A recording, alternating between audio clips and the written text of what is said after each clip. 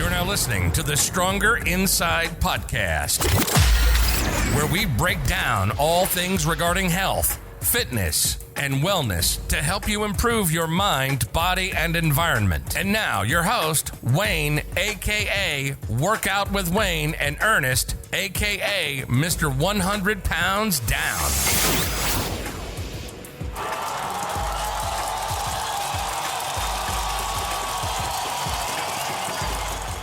We are back.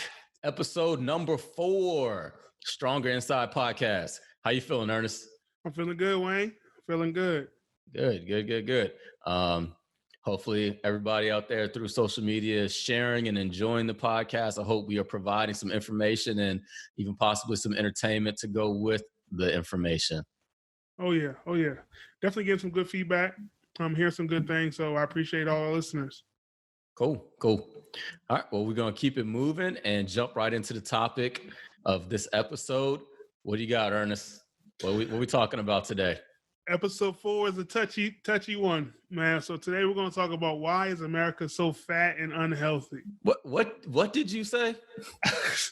Why is America so fat and unhealthy? Woo! Wow. It's a strong statement, man. Hey. It is. So but it's true. But it's true. And that's what we're going to talk about today. We are here to discuss all things health, fitness. So this is a true statement, and we're going to get right into it. What is obesity? That's a phrase that we hear a lot, but what exactly does that mean?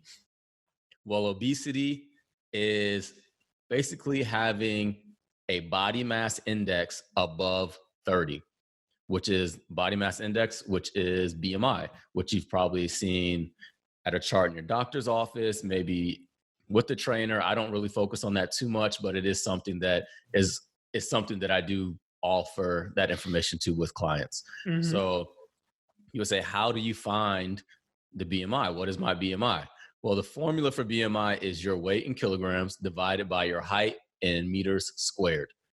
If there's any math whizzes out there who knows what we're talking about, I'll break it down a little bit further and make that sound a little bit easier. Using a metric system out here. Yeah, there's a way to do it as well with pounds, and you got to do some additional math. So that's why America's so fat. We inches and pounds over here, not centimeters and kilograms. Well, I mean, at least we're not counting our weight in stone. Very true. I weigh 10 stone. So I hear when I watch some of those British shows. But to break down the BMI, for example, I'm going to use myself as an example. I am 218 pounds. So in kilograms, that'll be 98.8. I am 6'1", which would be 73 inches, which would be 1.85 meters. So 1.85 meters squared would be 3.4. And then you're going to take that 98.8, which is my weight in kilograms, divide that by 3.4, which is my height in meters squared. And that's going to give me a score of 28.5. So my BMI is 28.5. We'll go over the chart later and I'll plug in and show you where I'm at. Ernest, right now, looking at your numbers, you are at 35.99. The last time I checked your profile on the Workout with Wayne app. Yes, sir. A little plug there. That doesn't sound great, but if you knew where I've been. Well, that's what I was gonna say. When I scrolled back and looked at when you first started, mm-hmm. Your BMI was 47. Sheesh. Yeah. All right. So what is the BMI scale? There's a couple categories. We're going to start with underweight. So if your score is 18.5 or below, you will be underweight. And before I even go further, unlike body fat percentage in other charts, this BMI only considers your height and weight. That's it. So there are times where this thing can be skewed a little bit, and we'll get into that, but just understand that this is basically just all about height and weight. So if you're under 18.5, you're underweight. A healthy weight would be 18.5 through 24.9. Overweight would be 25 to 29.9. Obesity would be between 30 and 40. And we have 3 classes of obesity. The first class would be 30 to 34.9. That's class 1 obesity. Class 2 would be 35 to 39.9. And then class 3 is actually over 40. So yeah, 40 and over would be class 3, which would be pretty much morbid obesity. And when you're at that size, if you look at your body fat percentage, you're close to, high 40s, sometimes 50% body fat. So, but we're just sticking with BMI right now. Those are the numbers. So go back and look at my information and plug it in. I am 28.5. So I am overweight. Hey, look at that. Overweight trainer. But the problem is, you need to start cutting your costs. What's that? You need to start cutting your cost. Why is that? Man, we both need to work out according to this. Oh man. So with me being considered overweight on this chart, but if we look at body fat percentage, I am in a healthy and lean category. Each chart has a different phrase for it, but my body fat percentage, is anywhere between right now 18 and 16 probably. So if you look at a chart right there for my age and I'm 35, I'm in a good place. I can look at myself visually and tell that I am not, I don't have excess body fat on me. So for me to be overweight is because I have a significant amount of muscle in my body. I've developed muscle, and that's where my weight comes from. So a lot of athletes would be considered overweight. You got your football players, even your track sprinters, basketball players, people who have muscle, tennis players like Serena Williams. They're going to have muscle and they're going to be considered overweight.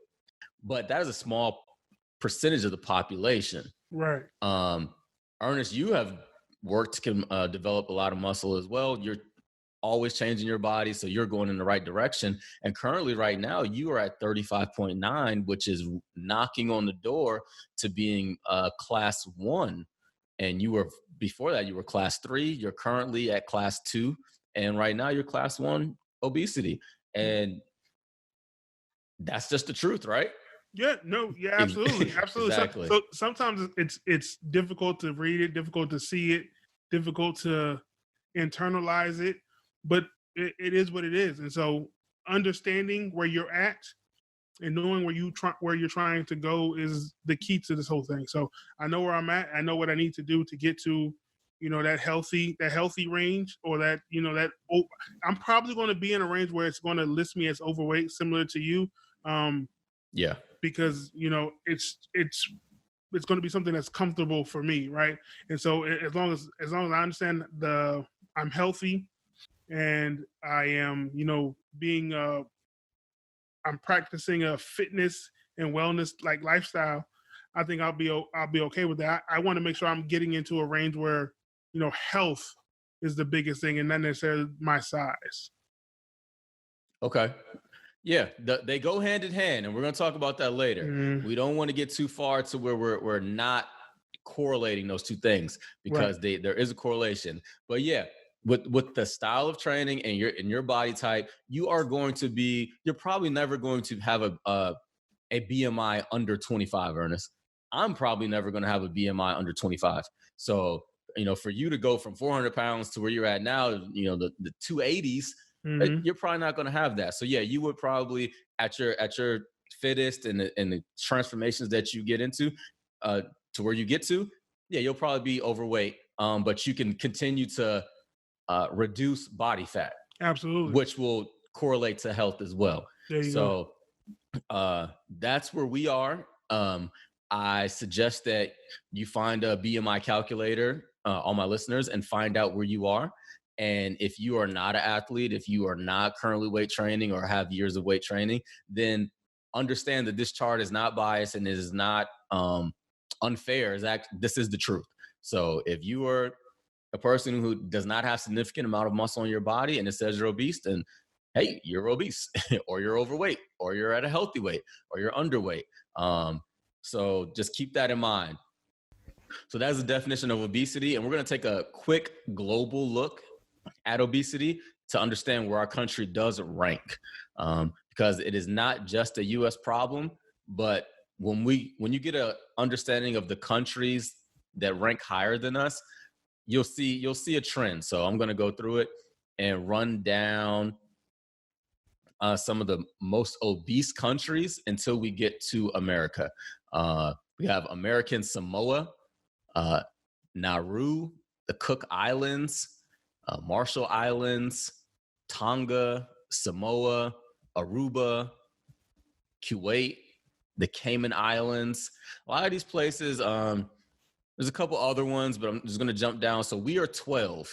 A lot of those places, they're just not the size of America. They do not have the resources. We don't see those countries dominating the Olympics, so Right. It would be unfair for us to compare ourselves to them. I'll go through a couple of other countries slightly below us to, again, drive home the point.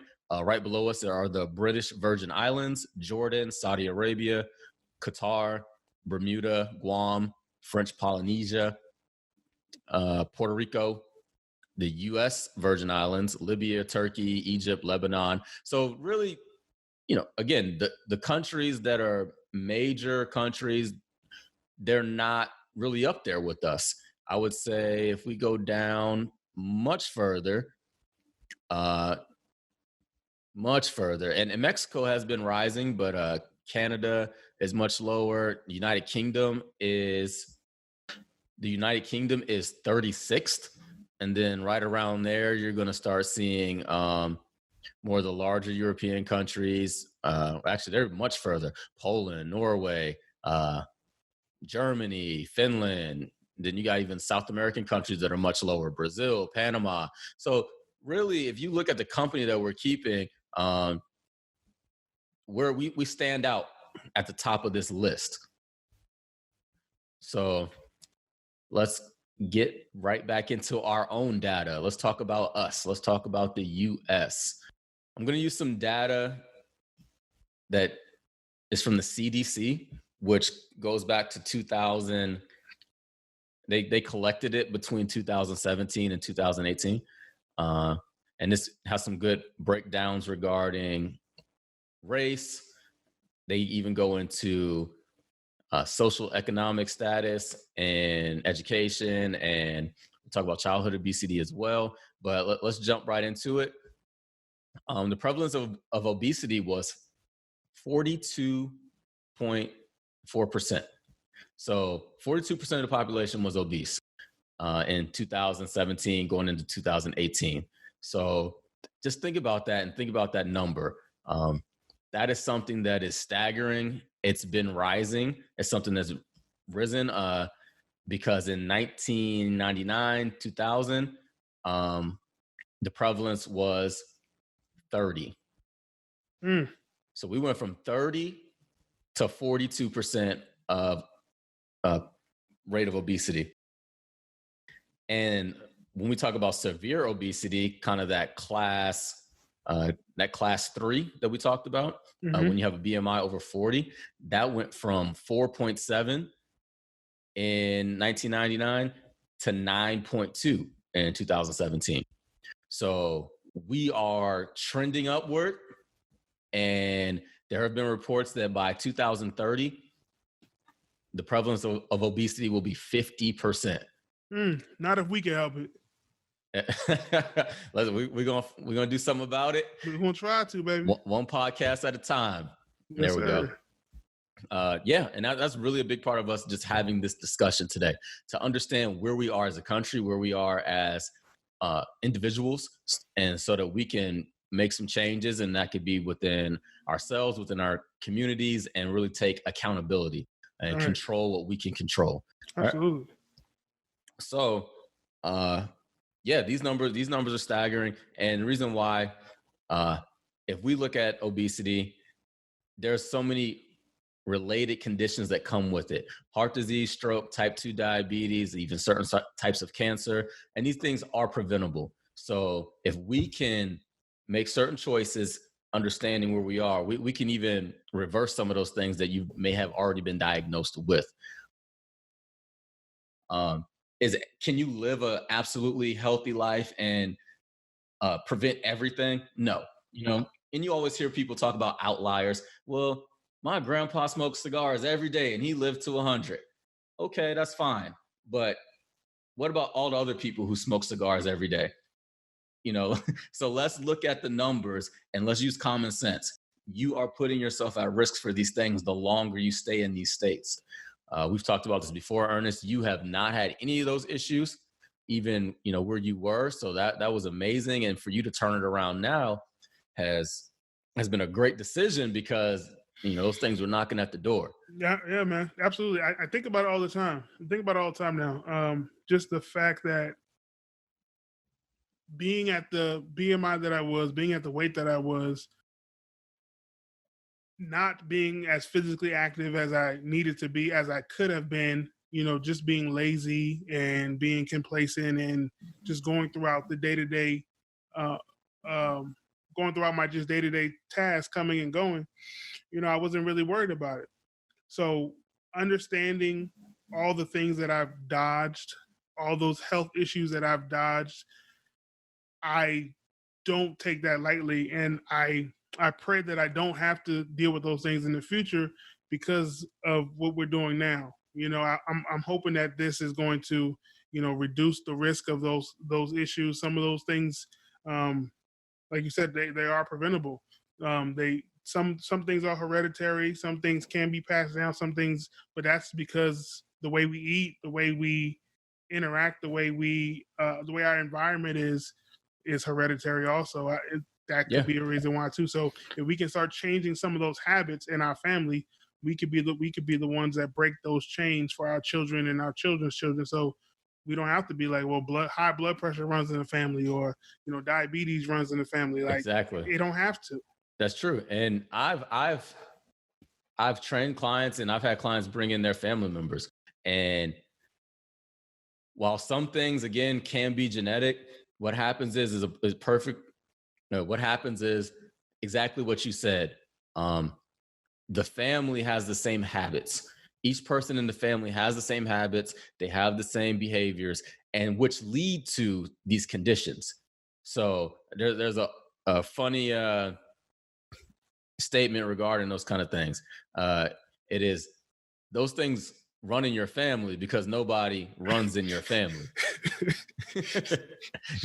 So if nobody works out and everybody eats poorly, then yes, you could sit around and say, well, yeah, these things are bound to happen to me. So I've seen outliers within families, and they are not on the same trajectory as their family members. Right. So it shows that you can do your best to combat any genetic or hereditary issues. Because when it comes to medical costs, there's some stats right here. The estimated annual medical cost of obesity in the U.S. was $147 billion in 2008. And then the medical cost for people who have obesity was almost $1,500 higher than those of somebody with normal weight. So it's costing you as well. It's gonna, if it doesn't cost you now, it'll cost you later. So, but it will cost you. It will cost you. DP. Martin reference there. Yeah, if it don't cost you now, it'll cost you later. I think he actually said, it'll cost you a little, or it'll cost you a lot. But it'll cost you. And that's is pretty close though. Yeah, man. Oh man. That's true though. So it can cost you a little where you're taking medicine every day. It costs you a lot, your life, but it will cost you. Yeah, or some type of surgery, or some type of absolutely. Your quality of life. These things they're all intertwined. Look at DP was a theologian out here, boy. He was ahead of his time. Yeah, man. He knew where we were headed. All right.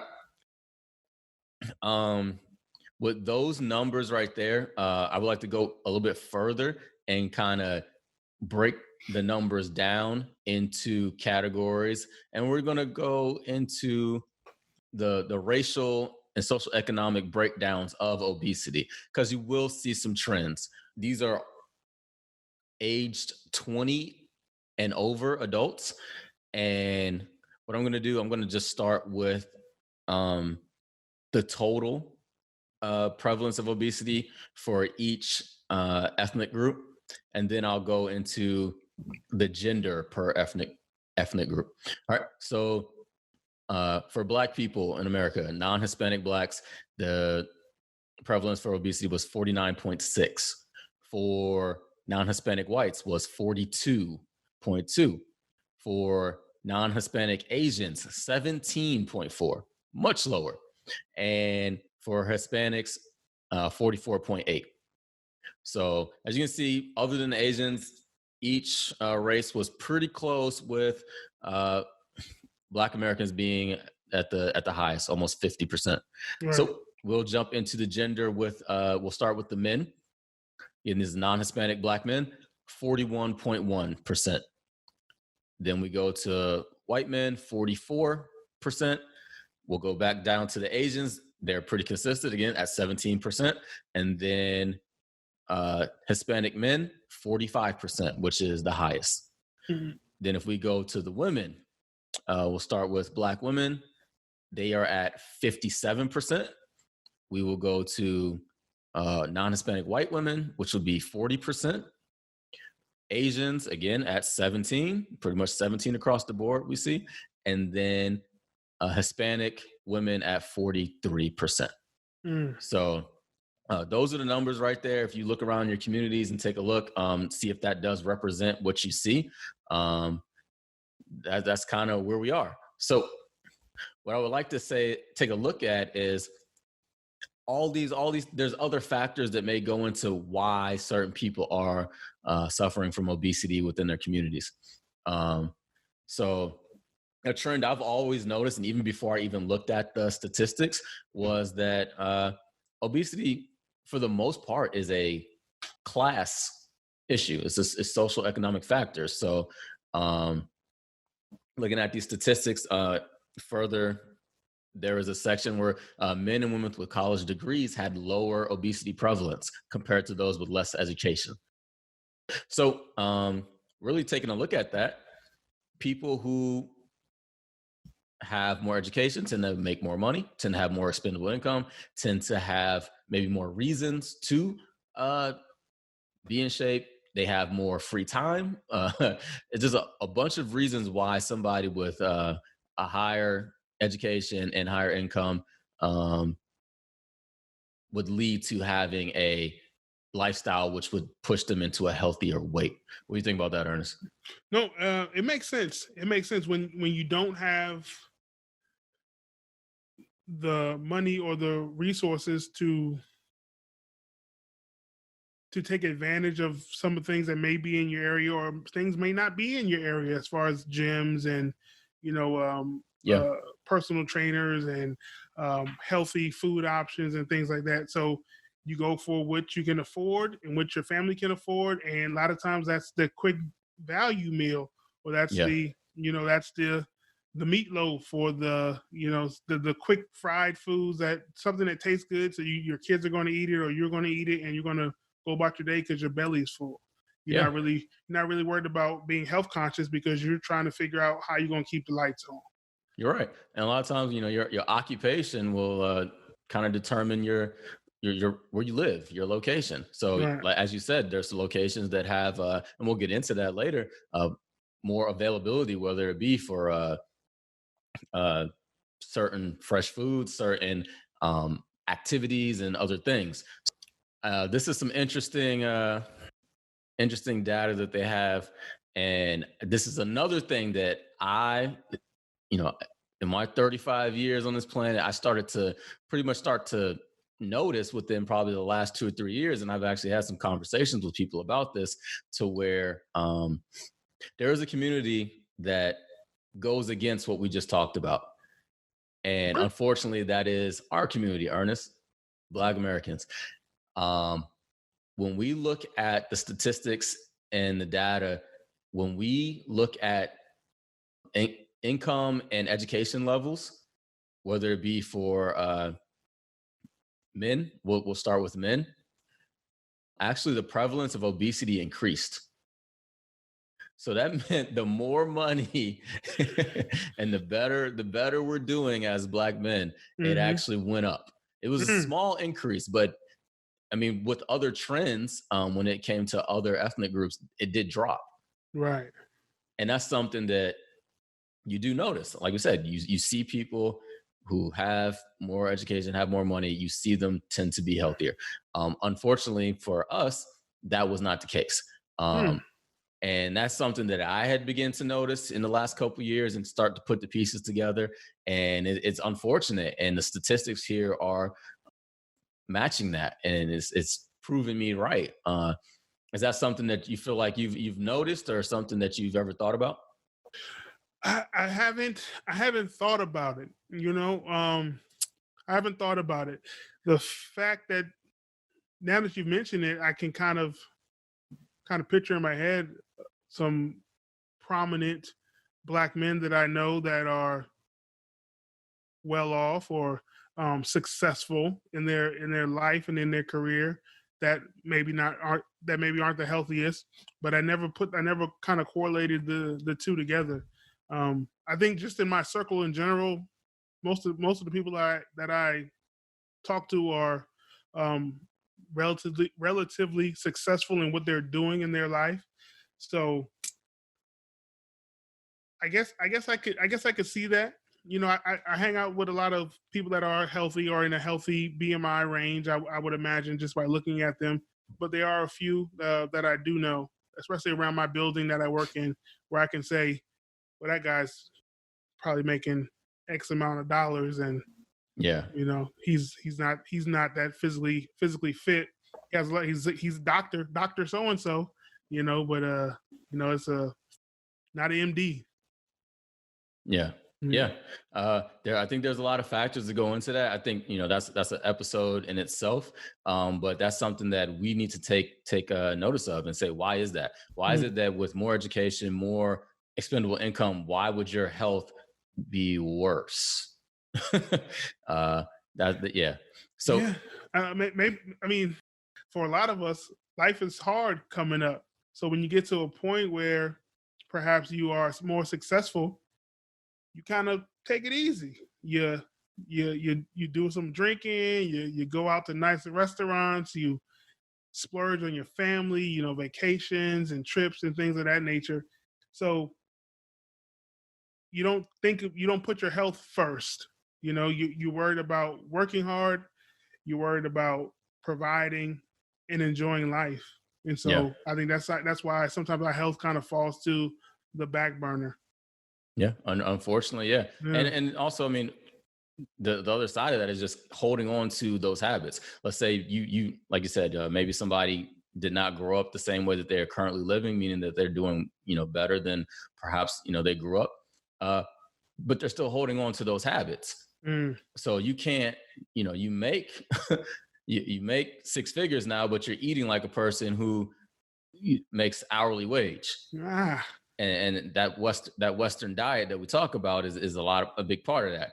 It's not all steak and shrimp and margaritas. It's also some just poor food choices that are playing to that. There's an interesting statistic. Among men, the obesity prevalence was lower in the lowest income groups and highest income groups compared to the middle group.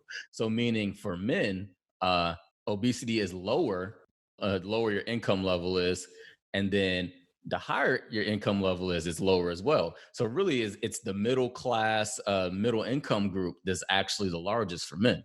And that makes sense because if you are a lower income person as a man, a lot of times these are labor jobs. These are physical jobs. And whether you're making poor decisions nutrition wise or not, you're still moving and you're going to work your body. And then it goes back into the higher income group of people being knowledgeable about health and fitness and having options. So really that's something that we look at for men right there. Yeah, it makes sense. So we're going to move on to women. This is interesting. Obesity prevalence was lower in the highest income group than the middle and the lowest income groups. What do you think about that? What do you think that says? I don't know if I want to touch that one. Perhaps that says that women tend to look the part when they are moving up the ladder in their jobs or their professions, so they take care of their bodies more. Okay. Perhaps that's the reason why. Yeah, I mean, and it could be chicken or the egg, you know, you don't know, but what that says right there is that women in the highest income groups are more likely to be at a healthy body weight. And this pattern, they said this was observed among non-Hispanic whites, non-Hispanic Asians, and Hispanic women. So white women, Asian women, and Hispanic women, that applied to them. So again, we're going to talk about our community. Oh, Lord. Black women, there was no difference in obesity prevalence by income. So it didn't matter if you were the lawyer, the paralegal, or the woman cleaning the office. Mm. The income level and education level does not matter. And if we go back and look at the statistics, it was almost 57%. Yeah, that 57 threw me for a loop. I didn't know it was quite 57. Yeah, 57%. So these are things that people don't want to talk about. We're going to talk about them, and there's always a lot of other reasons that we can go into, but just we're going to look at the data and we want to say again, what can I do as an individual? And when an individual makes a change and then it rubs off on their circle, then a community changes. Right. So you know that is something that can be infectious. So just understanding that and saying, why is that? Why is it that, you know, I have 4 degrees and I'm just as likely to be unhealthy as somebody who is working 50 hours a week doing a labor job as a Black woman. Mm-hmm. That is something that we need to take a look at because all these other factors, if like we looked at, they tend to make sense. Whether it be men, women of other ethnic groups, they make more money, they're more healthy. For us, Black men make more money, we got larger. Right. Living large. Literally. Yeah. And then for Black women, it didn't matter whether you were your income level. And I think some of the reasons, just looking at that, I paid attention to a lot of the social commentary on the news channels, and they had a lot of special events, whether it be for the Black community. There was CNN, there was OWN channel. I watched one on Revolt, Diddy's network, and they brought in prominent figures in our communities, and they had all these different talks about all these reasons why we were being affected so much by COVID-19 coronavirus and why people were dying at a higher rate. And there were other reasons. They talked about unethical healthcare practices, inequalities, talked about social economic issues, people not trusting doctors, all these other things, right? They talked about food deserts when it came to nutrition choices and all these things, but we still have to take some type of personal accountability. And that personal accountability can be taken by the people in these higher income groups because you have a high income, you have high education. So why are you in this 42% that we're talking about, right? Right. Why are you grouping yourself in with a group of people who are actually social economically oppressed, and there's people that actually live in food deserts that can only shop at a corner store. There's people who there are no gyms. They might have a Planet Fitness a couple miles away, but there's no yoga studios and cycling studios and nice places to go hiking within a walking distance. Absolutely. So yes, I completely understand why those groups of people would be marginalized and have the effects of something like a coronavirus or even the other preventable diseases we talked about. So, but what about the people who are doing well for themselves and have the ability to pursue a more healthy lifestyle. And just choosing not to. And choosing not to and taking their health for granted. But then when, that's just something that we need to take a look at, because if we look at, there are prominent Black communities. We talk about PG County. We talk about places in Atlanta. There are places where Black communities are doing well, striving, doing well. And then we say, what are we doing health-wise, Right. Yeah. So that's my little PSA right there. I don't want to jump too far into that. No. That's good. It's good stuff. It makes you think. Yeah. Yeah. And think about it, just to kind of look at your situation, Ernest. When we had our conversation, there was nothing stopping you. No. But me. Nothing but you. I mean, you had a young child, and but that comes with life. But other than that, you had a car, you had a job. Yeah. You got 2 feet. Making decent money. And you can afford a trainer. Dang. Yeah, man. Yeah. So that's a big change right there, that you noticed that you had the ability to do it and you've done it. And again, you are inspiring people, whether you believe it or not. So I want you to continue doing that, because it's not just my voice. It's yours living it. You're a living example, Yeah, absolutely.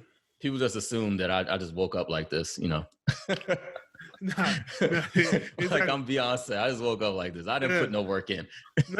No, man. No, I've definitely seen you from the skinny 175-pound cat to this dude. So it's definitely been a work in progress. I think at one point your dreads weighed more than you. I was never that skinny.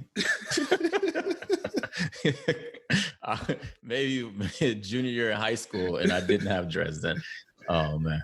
We're going to jump back into just the country as a whole and the reasons why we are so fat and unhealthy. Oh no, he said the F word again. Ooh. Oh, I'm gonna have to bleep it out. Hey man. So apparently you can't say that these days. You can't say that, man. We big boned it out here. Yeah. Okay. I want to see the X-ray. I want to see the X-rays. All right. Number one reason, the Western diet. We've talked about this in the grocery store episode. This is pretty much a diet of red meat, processed meats, prepackaged foods, butters, candy, sweets, fried foods, dairy products, refined grains, potatoes, corn, high fructose corn syrup, just basically everything that you don't want to eat a lot of, and pretty much should be something that is a sometimes food, a moderation, a treat. But these are things that people eat daily, massive amounts of them. And that is why we are where we are as a country. We've talked about your journey and the changes you made in your diet, Ernest. Believe in the second episode, you said you try to get vegetables with every meal, right? Which is a big change. But a lot of people just aren't doing that. Huge. Yeah, that's a big difference. And when you're eating vegetables, that means you're not eating as much as those other things. Right. Yeah, so that Western diet that goes into fast food, fast casual, all these other things that people are eating, they're not cooking at home, they don't eat at home. That is why we are. And actually, to take it back to the global issue, through capitalism and the corporations that are American, they have branched off. And it's not just Wendy's being a USA problem or KFC and those things. And you've been to travel to other countries and stuff. You've seen these same fast food establishments, I'm assuming, right? Yep, absolutely. Yeah. So now in certain countries, there's an Asian countries and other places, their life expectancy for the next generation is actually lower than their parents. Mm. So the things that we're doing here has actually, infected the world per se. Right. Ronald McDonald's everywhere. Everywhere. Over how many billion served? Yeah. So that's the danger of the Western diet, and it's something that we just really need to work on changing. And if we get back into childhood obesity, because unfortunately children cannot protect themselves from obesity. It is the parents. It is whatever culture and lifestyle that the parents are living, then the children are just going to fall into that. So we're going to take a look at the childhood obesity rates. From 2 to 5 years old, 14% of children were obese. From 6 to 11 years old, 18% of children were obese. From 12 to 19 years old, 20% of children are obese. So this is rising. This is rising at a ridiculous rate. We'll go back into the racial breakdown again. Hispanics have the highest. That was 25%. Non-Hispanic blacks were at 22%. And then non-Hispanic whites were at 14%. I don't have anything for the Asians, but if we look at anything from the adult statistics, I think they're doing all right for themselves. Yeah, it would imagine. Oh, actually, let me take that back. There are 11% for non-Hispanic Asians. So right along the same lines as the parents. Yep, the parents are pretty much they're setting the standard for the children. You would never see the children's statistics not reflect the adult statistics. That means they're using their allowance and sneaking out, getting candy or something. That's probably not the case. With the rising obesity rates, the children are really, really, really in danger. Like we said, if we look at 2030 and it is 50%, that means that we have some 12-year-olds, 10-year-olds, 10 years from now that are going to be adults, and they're going to be part of that 50%. Yeah, it's scary. It's scary. Yeah. So we want to break down by state. We went global. Now we focused on the country as a whole. And now we're just going to go by state to kind of take a look at some regional obesity issues. I'm going to break down and go through this top 10 right here. I'm going to start with West Virginia, number 1. This is the most unhealthy state. Yeah, these are the most unhealthy states. West Virginia, then we're going to go to Mississippi, Oklahoma, Iowa, Alabama, Louisiana, Arkansas, Kentucky. Interesting, Alaska is on there. Smells like a little bit of an outlier, but it's on the list. Alaska, yeah. I don't know what's going on up there. I don't know what's going on up in Alaska. I have to look into that and the culture and the things that they're doing there. But maybe with the darkness going on, they're just kind of eating. They're chilling. Yeah. I don't know. And then South Carolina. We both have some family ties to that state. What can you say about what you noticed in the culture in South Carolina and probably just kind of other southern states neighboring? So Southern cuisine is a staple. I was born in South Carolina, Beaufort. Shout out to Beaufort, South Carolina. Still have family down there. So whenever family gets together, we're cooking. We're cooking together. Things are probably high in saturated fats, sugars, between what we fry or what we bake. It's the Southern hospitality thing in you where it's the Southern way. It's the Southern way where you have to, you want your guests to leave happy, full, feeling good, Roll them out the door. Exactly. If that's what you got to do, that's what you got to do. But you're going to be happy when you leave. Your belly's going to be full. You're going to be happy with your host. And as a host, you're going to feel joy that you left a great impression on somebody. Yeah. And I've experienced that as well. And I can see that. But to the point where if we're doing that to the point of basically life or death, then we got to take a look at some things. Right. That's great for what you just explained. That should be Thanksgiving. That should be maybe Christmas, birthday, 4th of July. But we're talking about Tuesday in the summer. We're talking about a random Saturday, and these are, we just can't do that. We just cannot do that. The Southern cuisine, like you said, it transcends race. It transcends gender. It transcends everything. It is just a way of life down there, and it's killing people. And you could see that with New Orleans and how they were affected when it came to a lot of the emergencies, whether it been the COVID-19 thing. They were hit very hard. So it's just a lot of these issues stem from nutrition, and it's not always a lack of activity issue.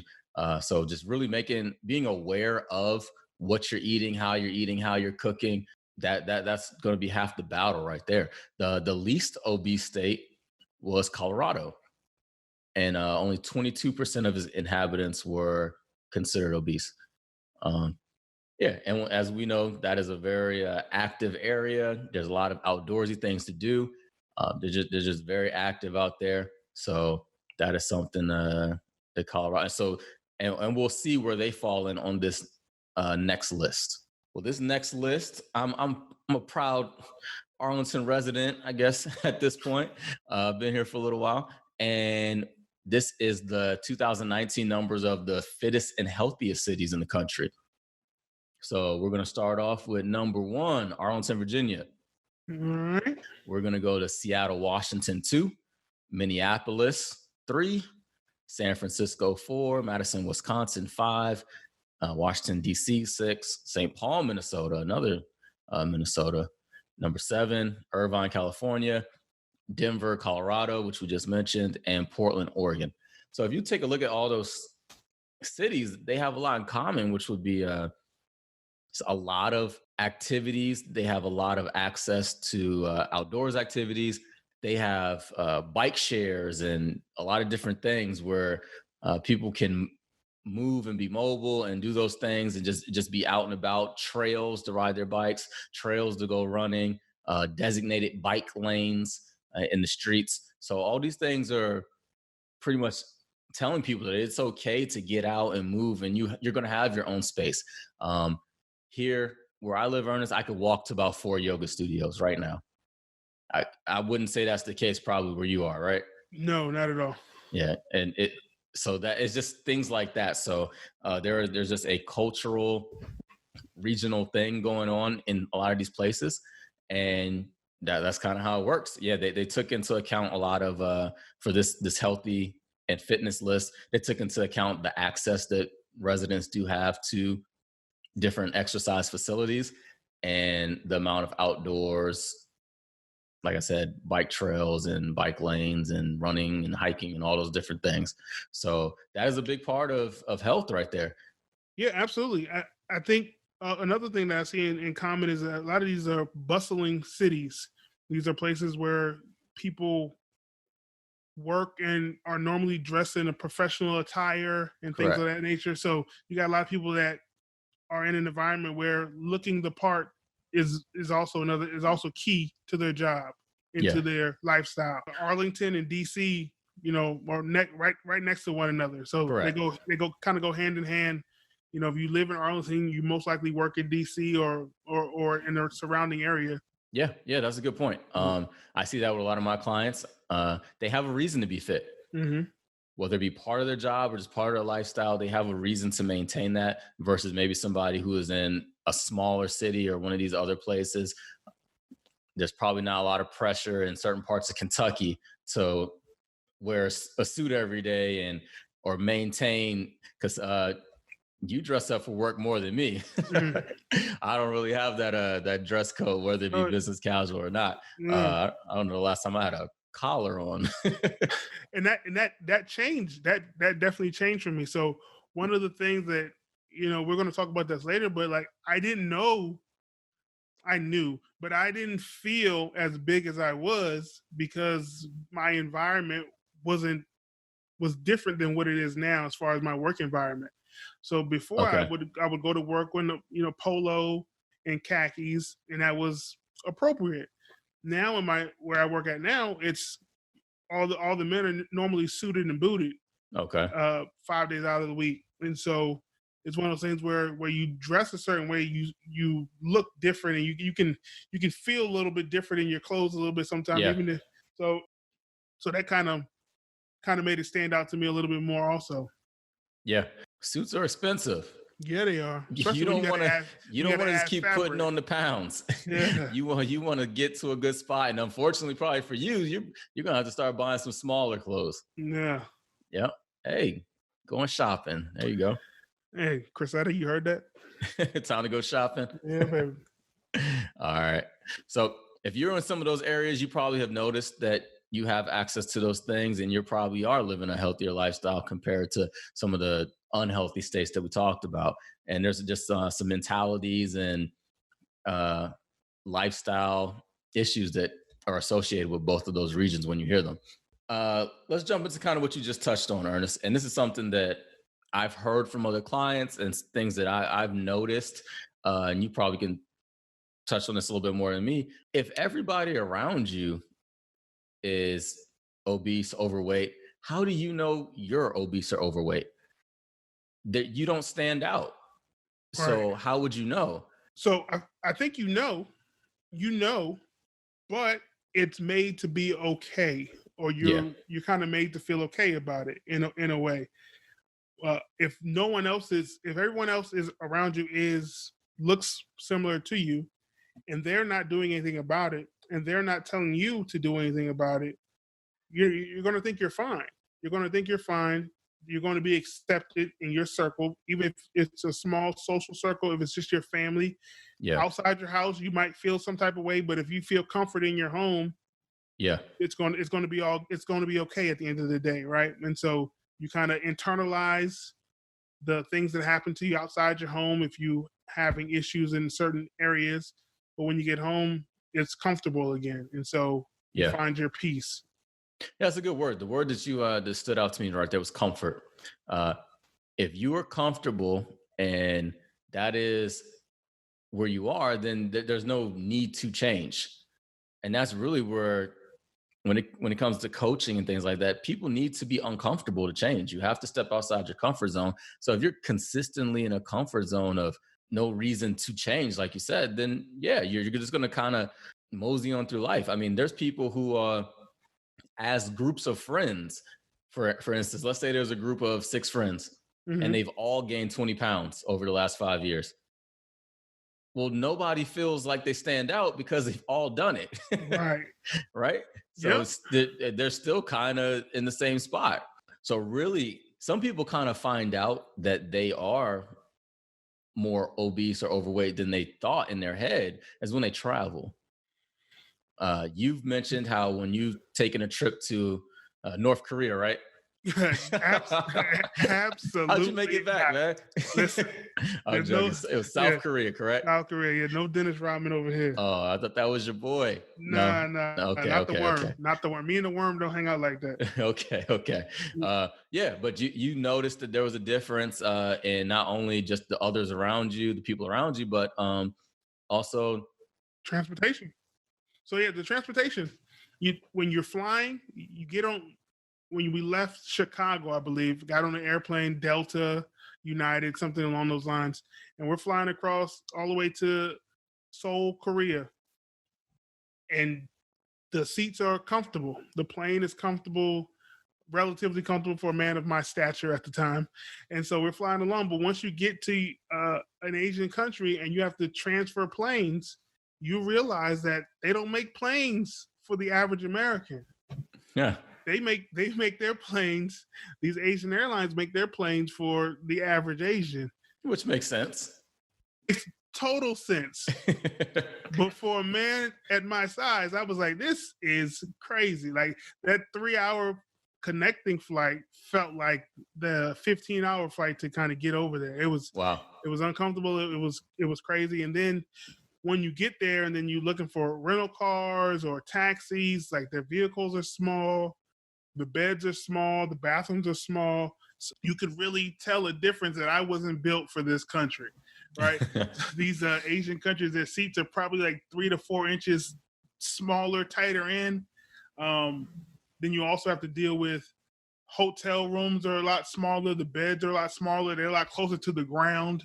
So getting up out of a bed that's 3 inches, 4 inches off the ground is difficult. Dealing with a shower that is not American size, is difficult. So having to go through those experiences really showed me I was a bigger person. So in America, people are my size. So things are made for Americans. Yeah, they've catered. They've catered to the mean. Yeah. So yeah, those are some good experiences to share.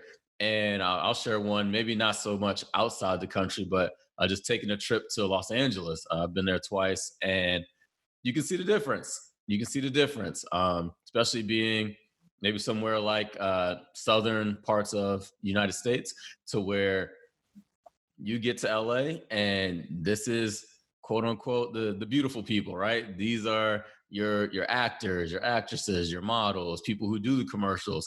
And we're not even talking big time celebrities with, Hollywood Hall of Fame stars. We're just talking about just normal people that you would never know, but they work in the entertainment industry and they have to upkeep their appearance, and they've come from all over the world to live there because they have been kind of chosen or have a career path that causes them to be in Los Angeles. So I'll share an experience when I was in Los Angeles and I was hanging out with some friends. We were at a place and it kind of told me that I was doing the right things and keeping myself, I guess, healthy and just being a quote unquote attractive person. I guess I don't know. Mm-hmm. Some scouts or casting people came up to me and asked me to, what's the word? Not apply. If I wanted to audition for The Bachelorette. I thought that was funny. But if you go look at, but it's true, if you look at the casting for those shows, there is a consistent theme, whether it be the men or the women, to where, and I just looked at it, I said, okay, yeah, I guess I'm kind of tall. I'm 6'1". I have athletic frame and I was dressed well and, had a decent haircut at the time. So yeah, they were like, hey, would you like to? I guess they were watching from afar a little bit, Yeah. And what happened with the casting call? What happened with the audition? I went. I never told you that. You've never told me this story. I feel like man. I don't even know you anymore. Oh man, we'll save that for another day. Oh, cliffhangers. Yeah. So these experiences, when you travel, then you come back to your environment, they can push you to change, or they can reinforce maybe some of the things that you're doing and make you really take a look at things. I mean, when I look at trainers and they are in Los Angeles or they're in Miami or they're in Las Vegas or something like that, the average trainer in those areas who wants to be successful has a certain physique that maybe not be in other parts of the country. I don't think trainers in Kentucky look like the trainers in LA, and that's how it goes.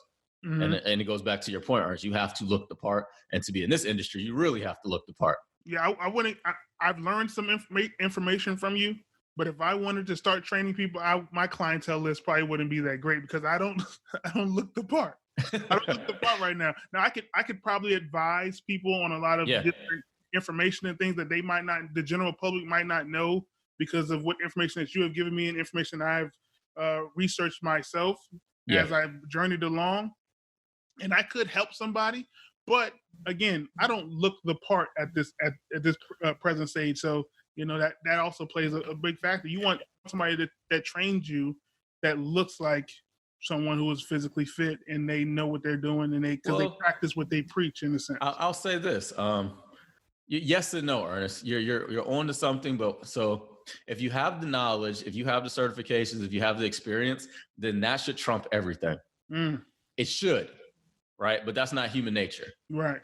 So let's say that you had 20 years of training experience and maybe you had an accident. Maybe you let yourself go, right, Ernest? Mm-hmm. But somebody of your build had 20 years of experience. You had more certifications. You went to school for this, and there would be no reason why somebody shouldn't listen to you.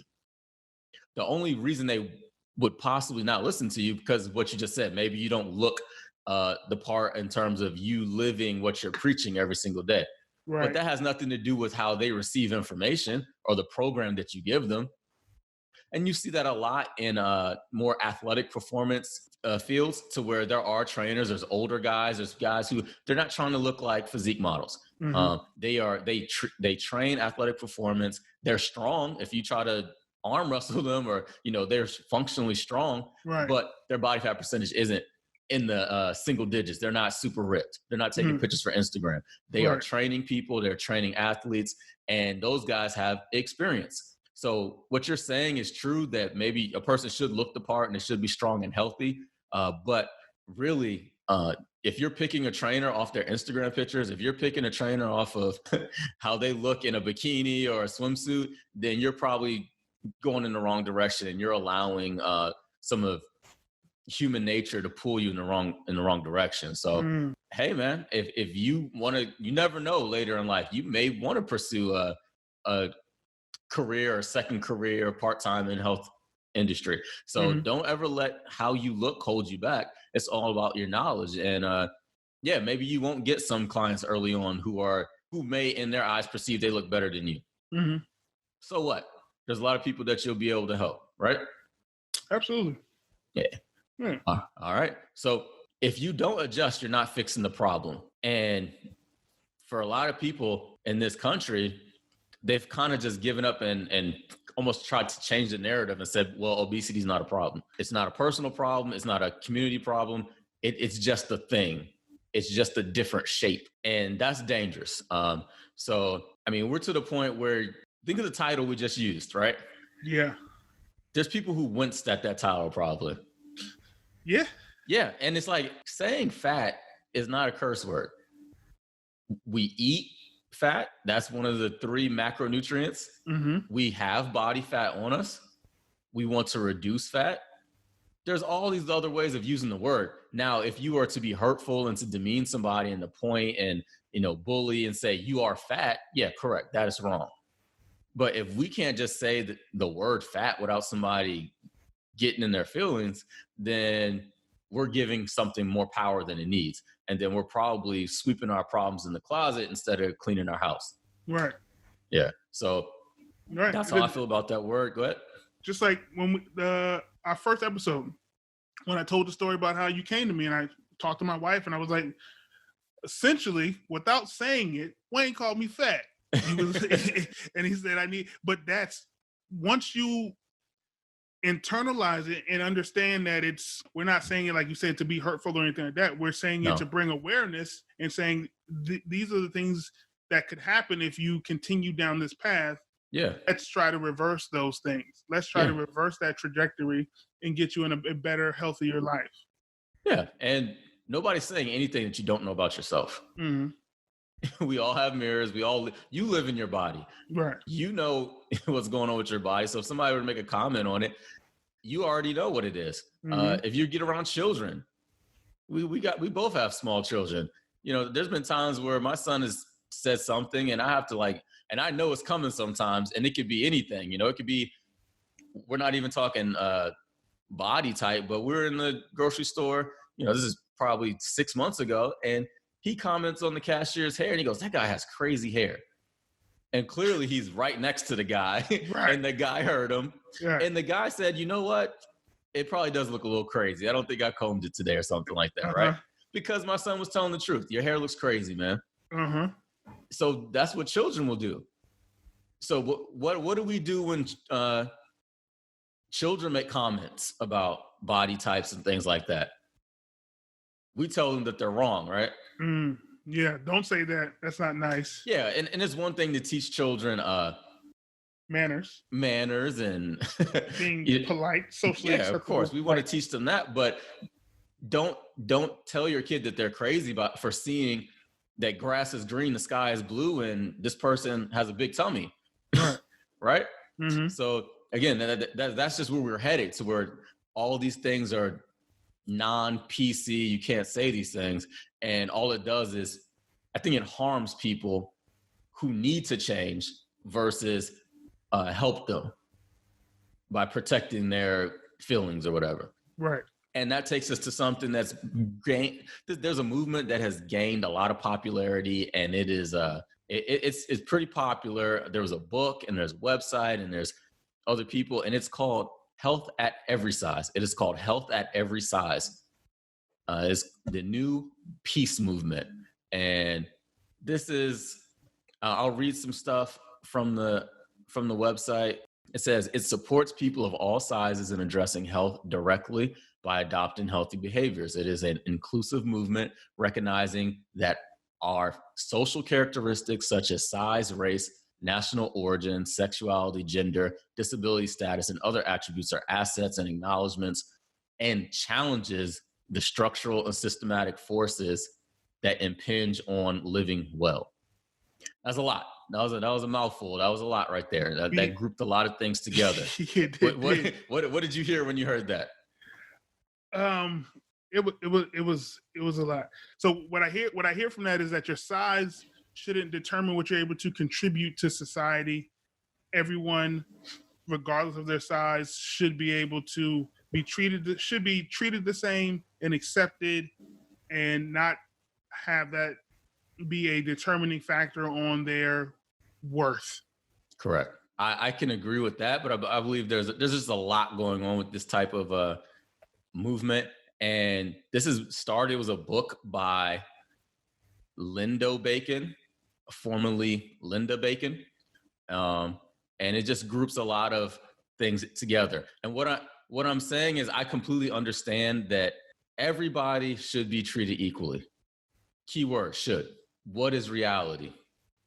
Should we work to change reality? Yes. But when you live your life not accepting the rules of your reality, does that help you or harm you? And I feel like there's some harm in that. And what I mean is, they grouped every body type, which is fine. We're all different. We all have different parents, genetics. We are all built differently. But they have basically grouped obesity, which is something that can be changed, something that is not a uncontrollable factor, with things that are not with things that you cannot control. So they started off with size, right? That is something you can control. Race, you cannot control your race. National origin, you cannot control your national origin. Sexuality, so that's not for me to determine. Right. Gender, again, we're in a different time. Most people are born a certain way, but we've seen people change their gender. Right. Disability status, that is something that you cannot control. So really, the main thing that you can take accountability and control is size, which will be how much body fat is accumulated on your body. So why would you group health at every size in with being a Black man from the Bahamas who has a different sexuality and a disability? Like, it just doesn't matter, right? Like, right. Those things you cannot control. So I think what we're doing is we're telling people that they cannot control their own obesity. Right. So lean into it. This is why. This is also from the website. It says, we've lost the war on obesity. Fighting fat hasn't made the fat go away, and being thinner, even if we knew how to successfully accomplish it, will not necessarily make us healthier or happier. The war on obesity has taken its toll. Extensive collateral damage has resulted: food and body preoccupation, self-hatred, eating disorders, discrimination, poor health. Few of us are at peace with our bodies, whether because we're fat or because we fear becoming fat. This website is brought to you by McDonald's and Coca-Cola. It's gotta be. But again, that said a lot, right? Yeah. But basically, they've thrown their hands up and said, they said we lost the war. I don't think I've lost the war. I think I'm still fighting in this thing, baby. Yeah, and then so this is powerful words that could really sway somebody to a place where they're really going to be, their intent is to improve somebody's mental health. But we know that your physical health is associated with your mental health. Right. They're all intertwined. That's why we talk about your mind, body, and environment. They're all connected. So they said fighting fat hasn't made fat go away. What? Being thinner, and even if we knew how to successfully accomplish that, well, there's people like me. There's this podcast. There's a lot of great resources in this world that will successfully show you how to do it. And let me ask you this, Ernest. You were 400 pounds. You have significantly reduced your body fat, and you have changed your lifestyle. Are you healthier? I think so. Yes, sir. Very much so. And for you to be healthier, for your family, for yourself, knowing that you have the potential to live longer and have a higher quality of life, are you happier? Extremely happier, knowing that. Absolutely. No, I've always been pretty happy, jovial person. That's just my personality. Correct. But understanding that I have added years to my life, I've added a quality life that I would not have had. Like when my son was 18 months when we started this process, he was still toddler range, and now he's 4 running around. He wants to wrestle, he wants to jump on me, he wants to do all these physical things.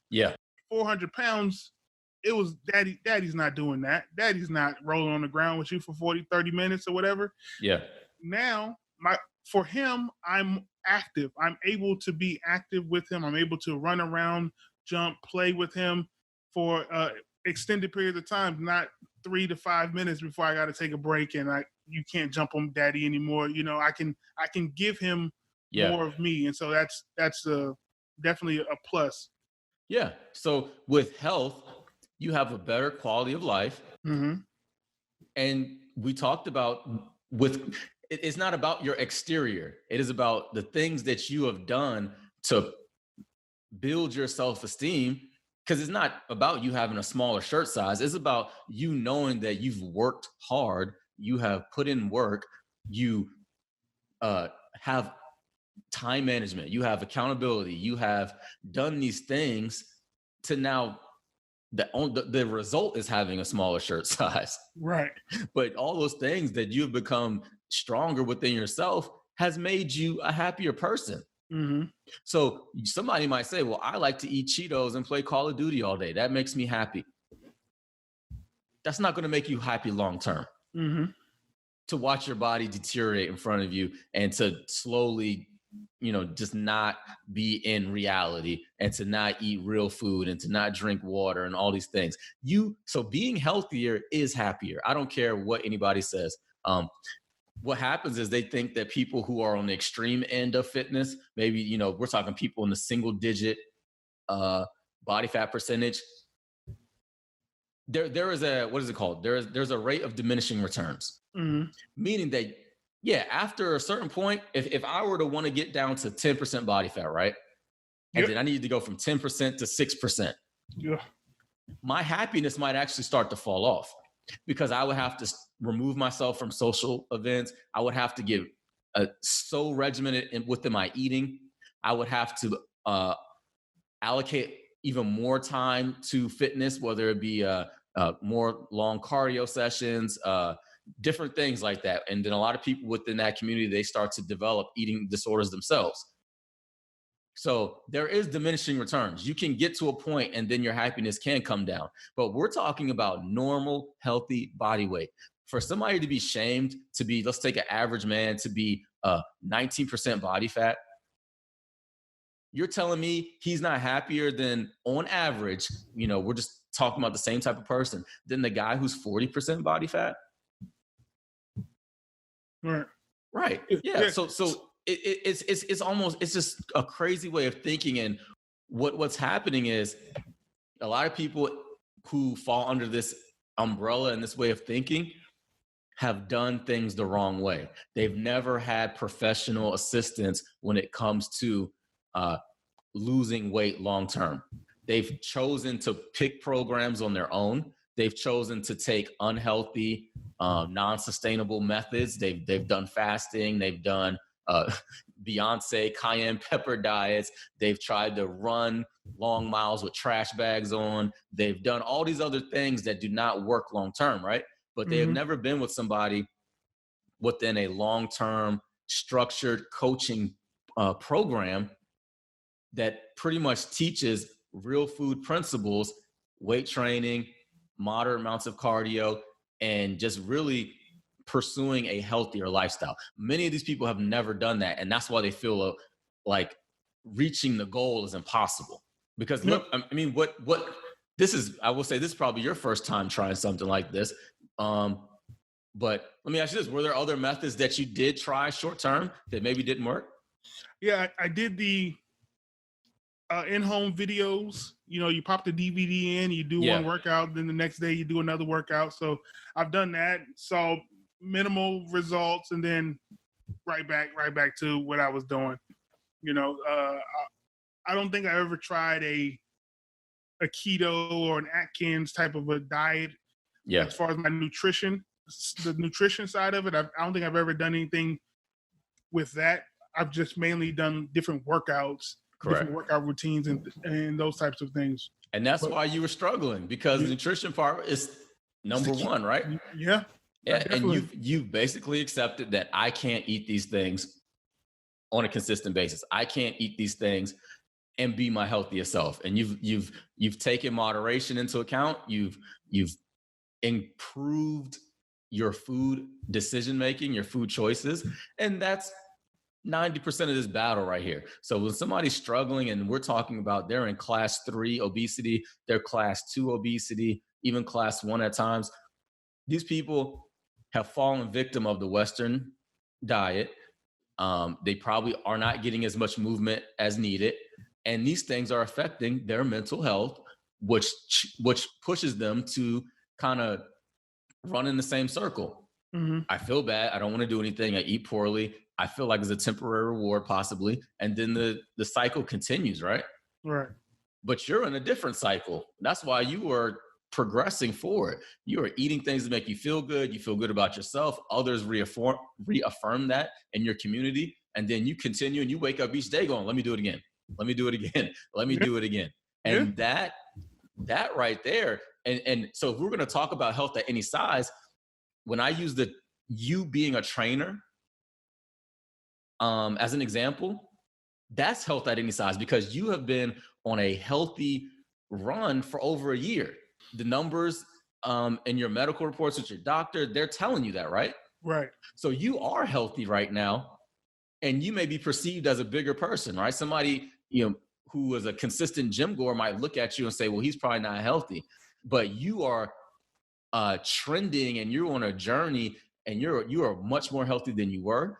And your habits the last year prove that you are healthy, right? 18 months. Exactly. 18 months. So that is health at any size. You are a bigger size, but you're healthy. Right. But you're not stagnant, right? Correct. Because you could stop doing what you're doing and start eating a certain way, and then maybe be stuck at that size, and then start reintroducing unhealthy habits, and then you won't be healthy.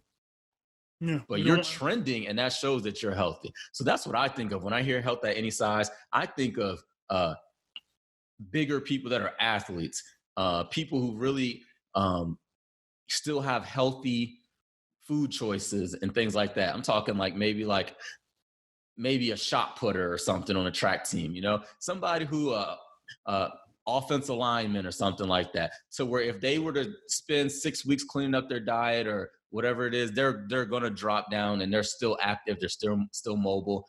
That's what I think of at health any size. You can't tell me just every single person on this earth should just be considered healthy. That's dangerous. Yeah. And to kind of stick on this topic just a little bit longer, what I've seen with people who are at a crossroads when they are ready for change, something that keeps them from changing is they feel like you have to dislike yourself to want to change. They feel like you have to wake up in the morning, grab your belly, and be mad at it, and then that should push you to go run. That's not true. You should just want to go run because you want to do better for yourself. You want to reduce your body fat, but you don't have to hate yourself. That's not what this is about. Right. And I think people get at that crossroads to where they think that they need that negative energy in order to push themselves towards health. And that's not what it works. And people who have long-term results and sustainability, that's just not the case. So if you feel like I'm happy with my body, that's amazing. But you still can be happy with your body and still want to change at the same time. That's what self-love is. We talk all this self-care stuff and all these different things. That's what self-love is, doing and caring for myself just because. Not for some goal, not, what's that show with Khloe Kardashian, Revenge Body? It shouldn't be that. It should be because you love yourself enough that you're going to eat healthy. You're going to drink water. You're going to, do things to have nice skin and to take care of yourself, right? Right. And once you get into it, it becomes a competition within yourself.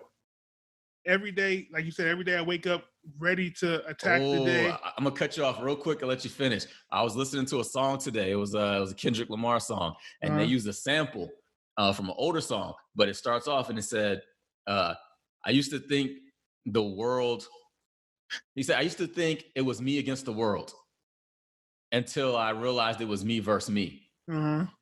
Yep. And I was just thinking about that today. Literally, I was just thinking about that this morning. It's me versus me. If your attitude is Every me day. against the world, you can be successful for a little bit, but it's you versus you every day. Go ahead. Every day. And so woke up this morning. I knew we had a run on our fitness on our app, and so I told myself I'm going to run my longer distance, which is 1.25 miles, and I'm going to run it nonstop, and I'm going to try to break my time that I did the last time, and so set that goal and go ahead and knock it out. And so I did that. I did that this morning. Wow, nice. Because I'm like, first of all, I'm not a big runner. I don't like to run, but I know that as I've been doing it for these last 3 weeks, I've been progressively feeling better about it. My endurance is getting stronger. I used to be able to run to the end of the street and then I have to stop. Then I could run to the end of the next street, then I have to stop. But now I'm running straight through. And so now I'm adding another 1/4 mile to my run and running that straight through. And so and if I don't make the time, the fact that I can run it without stopping is an achievement in itself. Yeah. And so the fact that you got off the couch that day was an achievement in itself. Listen, man. Listen. So that's one of the big things that I'm learning about this is that the outside world doesn't matter when it comes to this health and fitness thing. It's about what makes me feel good and the fact that I'm challenging myself and pushing myself to be better than I was yesterday. There you go. Yeah, that's a great point, man. And within that run, you got outside. You got vitamin D. You got fresh air. These are things that people just take for granted that they don't do, So that's great. So moving on from the health at any size, I don't want to pick on it too much, but when I see stuff like that, it makes me scared for somebody who could be swayed to that thinking. And then it pushes them further from reality. It pushes them further from the truth of health and fitness, because you can give a moderate effort and still get yourself to a healthy body weight, healthy body fat percentage. Mm-hmm. So really, with that health at every size movement, they basically told people that obesity is something that you're stuck at and it's not a choice. Let me ask you this, Ernest. Do you feel like obesity is a choice? Yes. I chose to eat myself and not exercise to the point where I was at, and now I'm choosing to go in the other direction. Yeah, and now there may be some outliers. There may be some, there's always exceptions to the rule. Mm-hmm. But we're talking 98% of the population on this earth. Obesity is a choice. And if you accept that, you can make a change. It's just when you accept that there's nothing I can do about something, then you're going to not do anything about it, right? Mm-hmm. Let's go into some of the effects that it may have on mental health. We've watched some of these shows. I watch a lot of reality shows that go with health, fitness, weight loss. That's just something I like to watch to always see what people are doing and kind of learn from other people's stories. Mm-hmm. 600 Pound Life, right? If you look at, I've never watched that show because You've never watched it? I can't, man. That's your homework. Because I feel bad. I feel like they're trapped. They are. Mentally they're trapped. Correct. And then physically they're trapped. And I can't bring myself to watch them do, like, I've seen clips where they just kind of bring the fryer into the room and just fry chicken on the bed and things like that. And I'm like, I can't. Yeah. Because I feel like when I watch it, I support it, and I don't want to support it. It feels something about it just doesn't make me feel keeping good. The show on is probably keeping the doctor going, the guy Doctor Now, and he's helping people. Mm. So I don't watch it to laugh or ridicule. I'm gonna learn something that I would never have known. Mm-hmm. And I like to learn from other people's stories and other perspectives. I don't have to fully experience certain things, Right. So to watch this show, there's a couple things I take away from it. What you just said, they are trapped. They're trapped in their bodies. They're trapped mentally, and their mental health has regressed. There's things that they just don't do anymore. Like you were saying, they're not playing with their kids if they have kids. They're not seeing family. I mean, they're some of these people are bed bound. They don't know how much they weigh because there's not a scale close enough for them. There are issues with walking. They're either playing video games or people are bringing them food, which would be the enablers in their family. People are bringing them food. Some of them can drive and they go pick up their food and they come right back home. But the takeaway was the region that many of these people are in. These are a lot of southern states, a lot of rural areas. These are the places that this is happening. So a lot of those states that we named earlier, you will see those stories come from there.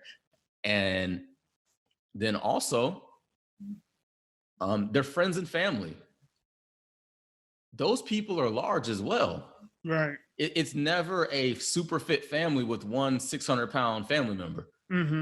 These people just happen to be, and really they look smaller because they're right next to a 600-pound person. But a lot of these people themselves are class 1, class 2 obese. They just are more mobile, and you'll see when they go with their family member or friend to the doctor, and it's almost as if they are oblivious to the fact that they are pretty much almost in the same boat. Right.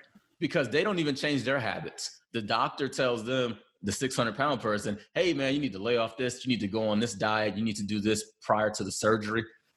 And then the people around them, which we will call, the enablers and other people, you'll see them on the show still eating fast food, still doing these things because they think that because I'm not 600 pounds, I'm okay. Right. Or it's just because it changed the habit. And that's what we talked about earlier. How do you know that you are, obese or overweight if everybody else around you is? Because you could go stand next to when you were pushing 400 and you stood next to somebody 450, you felt okay about yourself. Hey, listen, baby, we out here though. You'd have looked at him like, "What's up, big dog?" Hey, big man, what's poppin'? Exactly. Ain't nothing, little fella. Little fella. Yeah. And a lot of times there's a lot of trauma that has put those people in those positions. And that's the other takeaway. I mean, it is a sad show, like you said. There's a lot of loneliness. There's a lot of regret and just different things that go into living that lifestyle. Same thing with maybe The Biggest Loser and all these different things. You just see the day-to-day things that they cannot do that maybe they used to do or they wish they could do. And that's the sadness. And I don't see how telling somebody you don't need to make a change, you're going to be happier. If health at any size was true, then we would see some real happy people on 600-pound life. Man, I'm living my best life. I'm just chilling all day. I got my fryer next to my bed. Got my Xbox. My kids come see me. I'm living it up. Right. That's never the case. Never. I would imagine. Yeah. I will watch it. TLC? It's on TLC. I'll watch it. Just watch one or two. Okay. There you go. All right. And let me ask you this. Coming from where you were in your weight loss journey, was there anything or any things that were situations that you had put yourself in that maybe had caused anxiety or maybe had caused you to feel uncomfortable just because of your size?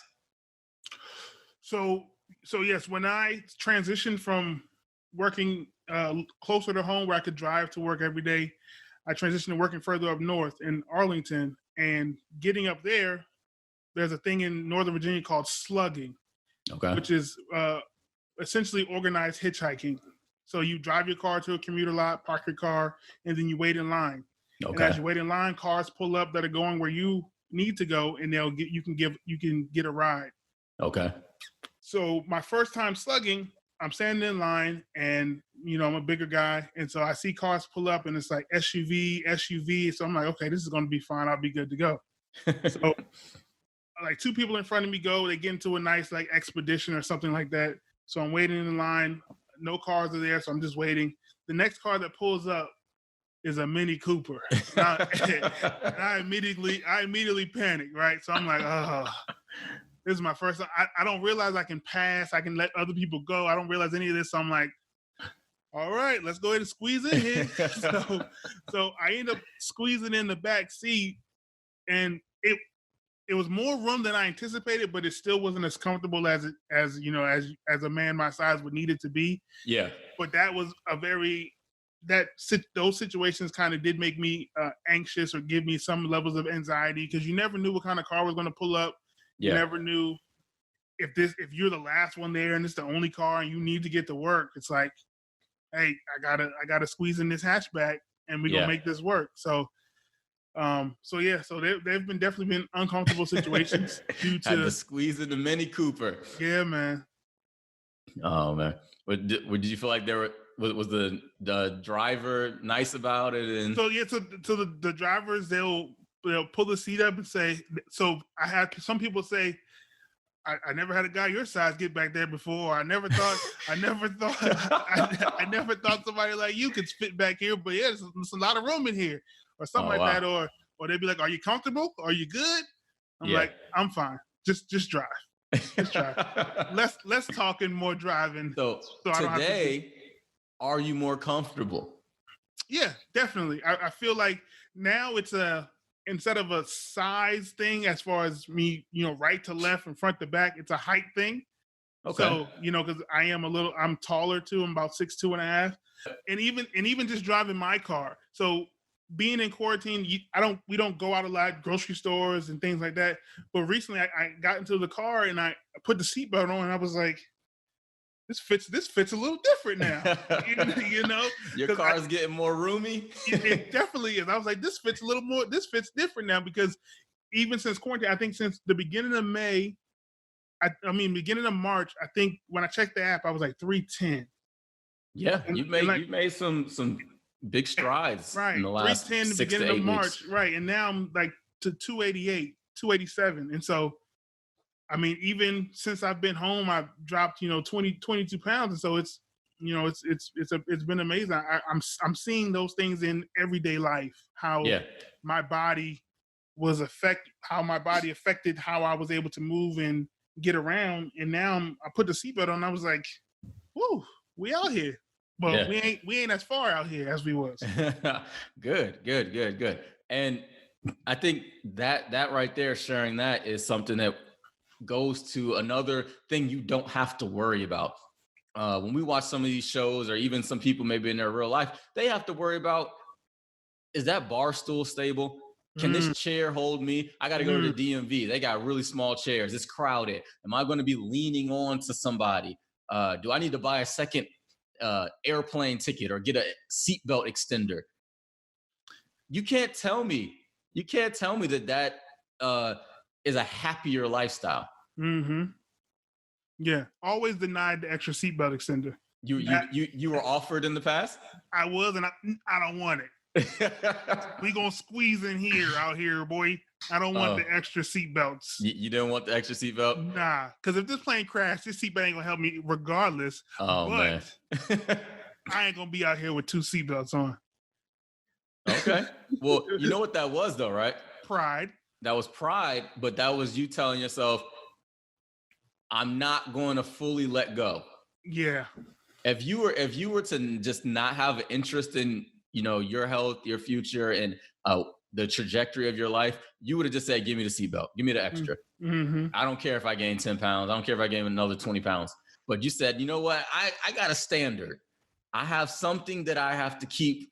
I have to keep a standard for myself. Mm-hmm. And I don't want to be a person who needs an extra seatbelt. Mm-hmm. And that type of thinking, even though you might not have been ready at that time, has pushed you to where you are now, by saying, I'm keeping a standard and I'm going to keep this for myself.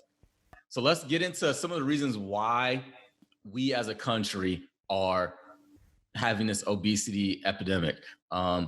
There's a phrase I always use. I've told many of my clients about it. We've discussed it. And I just say, they're trying to kill you. I just say, hey, they're trying to kill you. When I see certain fast food products, when I see certain, I just say, they're trying to kill you. And then you say, who is they? They are basically the people who profit from your sickness. They profit from your poor decision making when it comes to nutrition, when it comes to lack of movement. They profit from it. So that is somebody who sells processed foods. That is somebody who sells cigarettes. That is somebody who sells books that tell you that you can be healthy at 500 pounds. Those people are profiting off of your choice, because these are choices. We're in America. These are choices. Nobody's forcing you to do anything. So when you go to Taco Bell 10 times in a week, that's your choice, right? Yep. But you have been influenced through advertising. And in 2012, fast food as an industry spent $4 billion. We see commercials all day. We all know the jingles. We all know the the commercials. We all know the logos. We all know what fast food offers. We know the differences between all these places, and it's something that has been ingrained in us. And you can't tell me that knowing those things you can't tell me that knowing those things and having them pushed upon you don't influence your behavior, and they do. So I mean, we got Taco Bell. I mean, they spend so much money on advertising. Every month they have a new product. I mean, they make commercials that look like movie trailers. Right. We've seen the ones with the buddy cop movie with the speedboat, and they're driving, their special effects, something blows up, and you're like, man, when's this movie coming out? And then they go, oh, this is our new cheesy quesarito. You're like, what? I wanted to go see that movie. Right. I didn't know this was a product. This was a commercial. So that's how much they want to get you to make this decision. If you go into, the impulse buys, you go to any register, you got 1,000 things saying, buy me, buy me, buy me.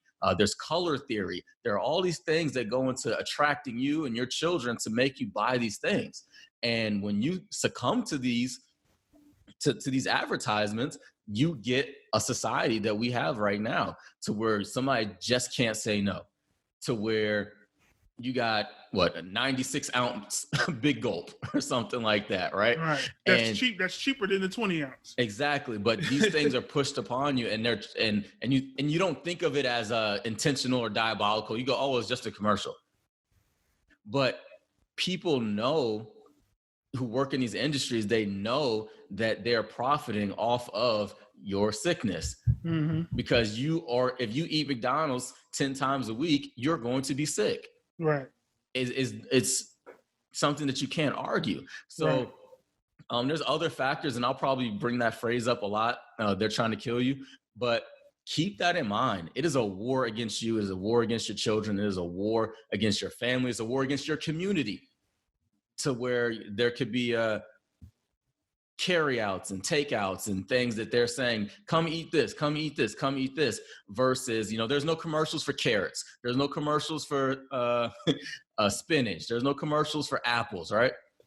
Those things aren't marketed towards you, and you don't get told that you should go eat them. And that's why with the Western diet, we have these things. So when we look at these commercials, Ernest, we got Michael Jordan used to sell McDonald's. He wasn't eating McDonald's. He was probably spitting it out in between takes. Listen, absolutely. LeBron James advertising Sprite. Yeah, LeBron James is not drinking Sprite. He has his own other health ventures with supplements such as Ladder and some of these other things, if you really look into it. But he's still selling me Sprite. Paris Hilton is eating a Carl's Jr. burger on a car in a commercial. She weighs like 92 pounds. I don't think she's eating bacon burgers every day, So even the people in these commercials don't even look like people who eat these foods, because they don't want to show you the reality, right? So another industry that you could say is trying to kill you, the video games, the gaming, the technology of just saying, you don't need to go out and run, pick up a controller and run. and live within your own virtual reality, create your avatar. Don't go outside, don't go talk with your friends and stand outside. Talk to them online, and 1 hour, 2 hours, 3 hours, 4 hours, play Call of Duty all day. What does that Right. really do for your physical health and your mental health? It deteriorates it. Absolutely. Yeah, because I remember growing up, if we were playing video games too long, it was, you need to get outside. Mm-hmm. Sonic the Hedgehog needs to get turned off. Mario Brothers needs to get turned off. You need to go outside. Right. Yeah.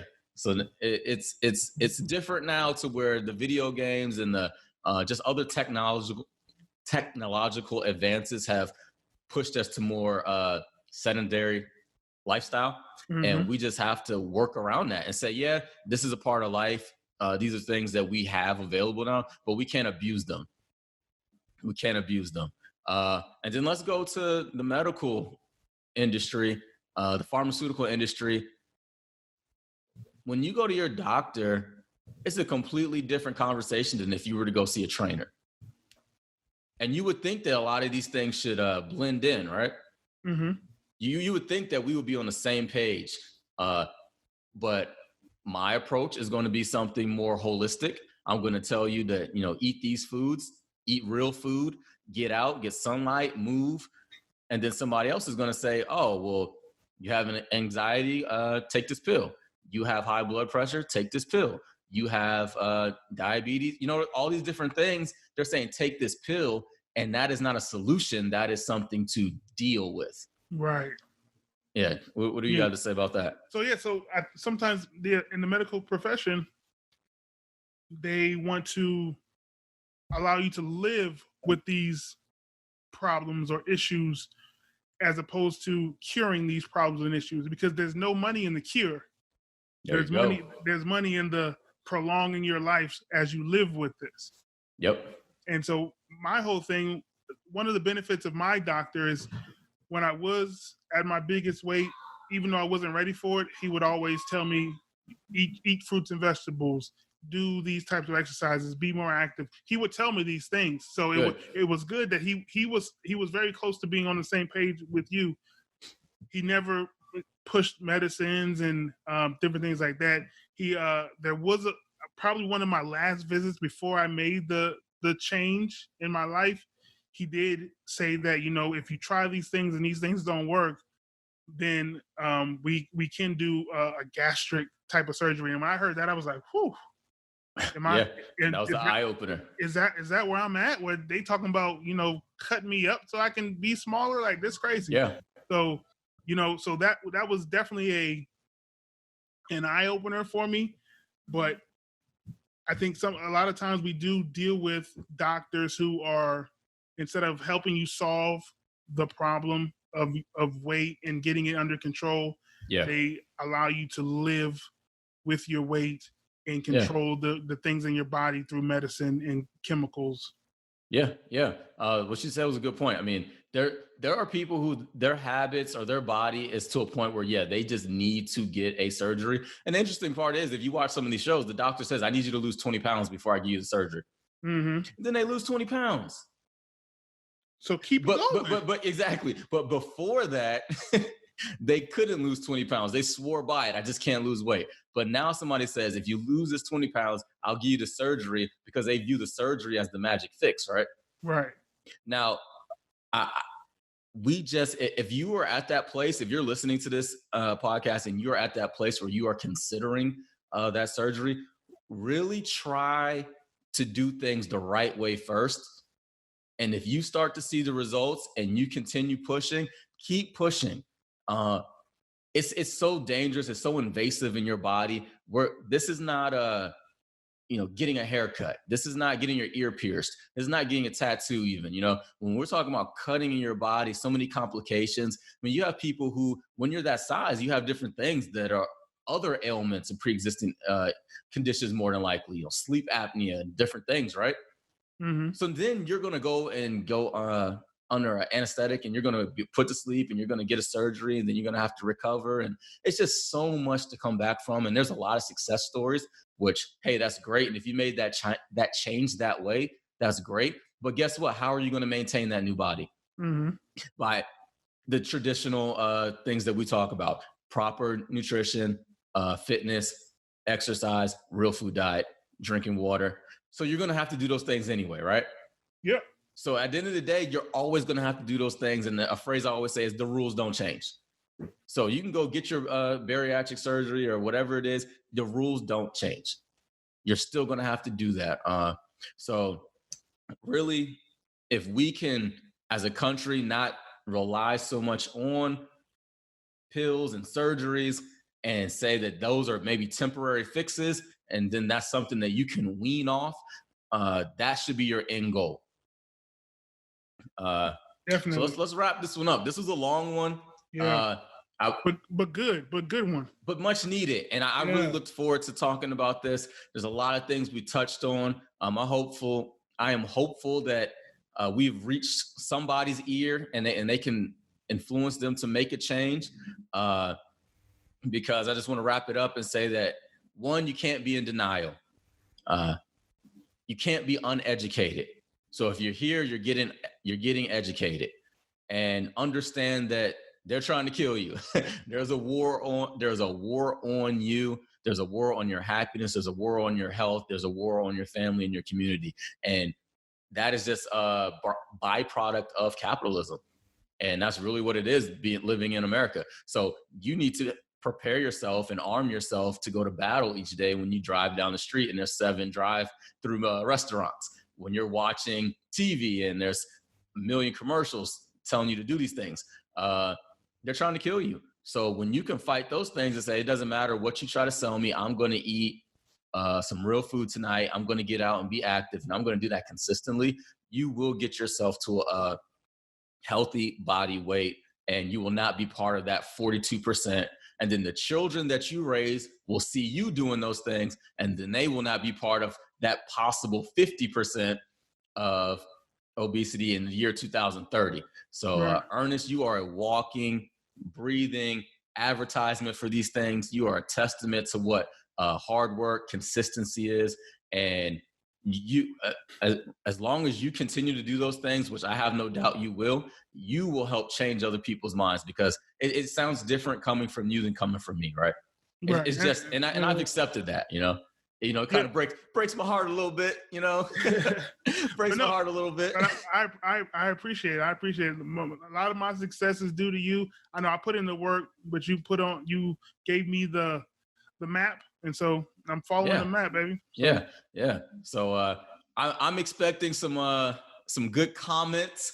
If you are following our page, if you are following our Instagram account, leave a comment. We want to hear from you. We want to hear from you guys.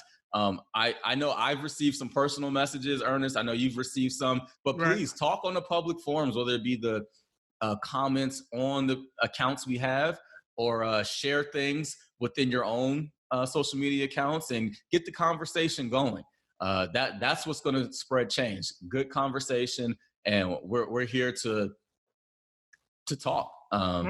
Even if you disagree, if you disagree with anything we said, let us know. We're not here to. This is not an echo chamber, right? But I enjoy a discussion, a debate. Absolutely. Part of the reason me starting the podcast. So any opposing views and anybody who wants to share those things, I'm more than my inbox is open. There we go. All right. So we'll be back next week with a shorter, more standard version of Stronger Inside. Thank you for sticking with us with this extended format. And until next time. We out. All right.